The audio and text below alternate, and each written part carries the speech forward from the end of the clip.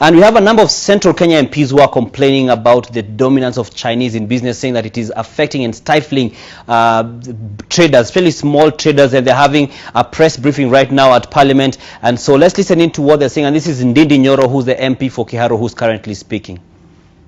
Bottlenecks and red tape.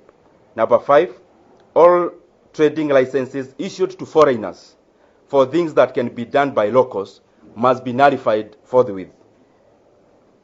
Work permits should also only be issued to deserving cases and only to those who possess skills that no other Kenyan have. We must protect our patriotic business people and Kenyans. Number 6, the government must define clearly what counterfeit goods are and come up with standards that cuts across, that is the small and the big fish in the import business.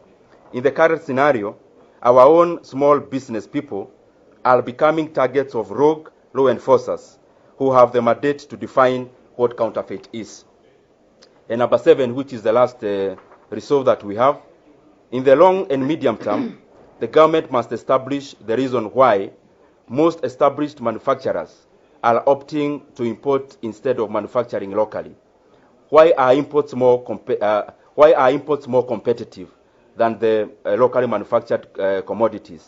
This must be a conscious search to establish why companies like Bata, who previously manufactured most of their products locally, are finding it easier to import.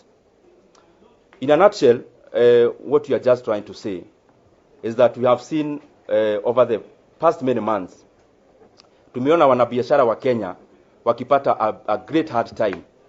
Wengi wamechukua malon, wakaendea vitu China, wakaleta, lakini because of the government inefficiencies na kitu inaitwa multi-agency task force, wanasubua wanabiashara wa Kenya, na inakaa ya kwamba sasa no one is actually able to operate a business in Kenya. And the people we are actually representing are the people at the bottom of the pyramid insofar as doing business is concerned. Yule mtu ametengeneza pesa yake kidogo mashinani, ameenda China, ameleta bidhaa zake, ikishafika port, story inaanza hapo. Na tukiongea hapa bele tukiambia wa Kenya, kuna goods za watu ambazo ni za bilioni 12 ambazo zimekwama katika port ya Mombasa because of various reasons that is more or less about government inefficiencies. Number 2, vile tunasema ni kwamba yes, kwa saa hizi Kenya haijafikia mlengo wa kuwa a manufacturing country. We are a country highly dependent on imports. Lakini kuna kitu moja tumeona na tumeambiwa na wanabiashara wetu na pia wa Kenya. Haiwezekani ya kwamba bidhaa zinatengenezewa China, manufacturing inafanyika huko, vijana wa China ndio wanapata kazi. For example, I'm giving that example because it's dominant in that business. Yule tu anakuja, anaigiza vitu kwa meli, analeta Kenya, anaenda Gikoba, anaweka shop, anaenda Nyamakema, anaweka shop. The question we are asking, Mkenya wa kawaida mwenye amekuwa akifanya hiyo biashara, anatakikana afanye nini? Sisi tunasema, and I'm sure everyone knows that in this country we are gifted differently. Tunajua ya kwamba tukienda Olympics, kuna watu tunajua lazima watuletee mendo. And the truth of the matter, without wanting to put ethnicity in it, we know who the business people in this country are. Na tunajua wale watu wanaumizwa na serikali, na especially those mandarins, especially the multi-agency people. Vile tunasema ni ya kwamba wale watu wako nje ya Kenya wafanye kazi yao ya manufacturing huko. Kazi ya merchants and trading wacha iwachiwe watu wa Kenya wale wamekuwa wakifanya biashara. Juu hatutaki kuona mtu ambaye sio Mkenya anahoku bidhaa hapa Nairobi. Unahoku bidhaa kwani hawking, what kind of a skill is needed in hawking that a Kenyan cannot do? Ya kwamba siku hizi tunaona hata Mchina anachoma mahidi huku Nairobi. This is not a laughing matter because mimi kama kijana mbuge kijana naulizwa maswali mingi sana na vijana. Kazi muna create, hizo kazi ziko wapi? The kind of economy we have, a low economy, we cannot afford to share the few jobs that we have with foreigners. Na mimi nataka kusema hivi, kama kijana, kama mwanabiashara na kama mbunge, tunataka the government agencies watuambie kama wameshindwa kufurusha hawa watu ambao wanafanya biashara ile inafaa kufanywa na Mkenya wa kawaida.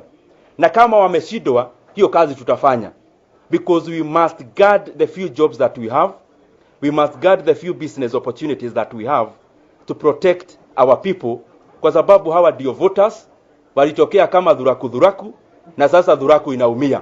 Na hiyo ndio ukweli wa mambo, na vile rais wetu alisema jana, lazima hawa maofisa wake waajibike. PS kama wa trader haiwezekani kazi yake, yeye tu ana shida kwa Kenya Airways, anaenda nchi za ngambo. I want to challenge our PS, especially for trade and industrialization. When is the last time you went to Nyamakema? When is the last time ulikanyanga ama mguu yako ilikanyanga Gikoba ama Githurai? Watu wetu wanaumia. Saa hizi hata Mkenya wa kawaida eda hata kama hiyo Githurai, eda Embu, eda Kisumu, you will not miss some several shops of some foreigners doing retail business. Nani wamewapea permit? Na hiyo, how is it benefiting our economy? Lastly, so that I give my other colleagues to comment. That's Ndindi Nyoro, who's a Kiharu MP, who's speaking about the dominance of Chinese in business and saying that it's hurting the small and medium-sized enterprises, the small businesses. And a day after, the president spoke in support of them and saying that they need to be supported more and more because they've been struggling.